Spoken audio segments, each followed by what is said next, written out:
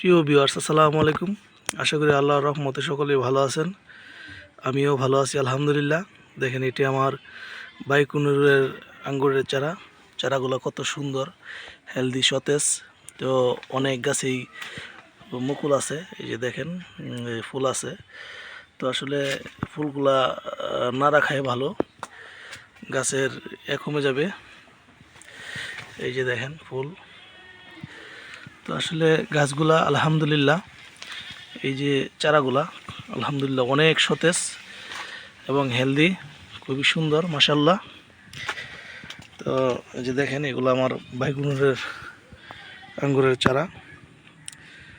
এই যে এই যে দেখেন, প্রত্যেকটাতে ফুল আছে, এই যে ফুল। তো আসলে ফুলগুলা রাখা ঠিক হবে না, এই যে প্রত্যেকটাতেই ফুল, এই যে ফুল। কারণ ফুলগুলা রাখলে গাছগুলা বেশি একটা বৃদ্ধি হবে না, দুর্বল হয়ে যাবে। এই যে এই যে দেখেন ছোট থোকা, এই যে আঙ্গুরের থোকা। এগুলা এদিক দিয়া বাইকুনুরের আঙ্গুরের চারা। আবার ওই পাশ দিয়ে এই যে এখানে আছে, এক হলো ব্ল্যাক ম্যাজিক, ব্ল্যাক রুবি, দুবাস্কি pink, Rebecca seedless, Joy seedless, এরকম প্রায় 15 থেকে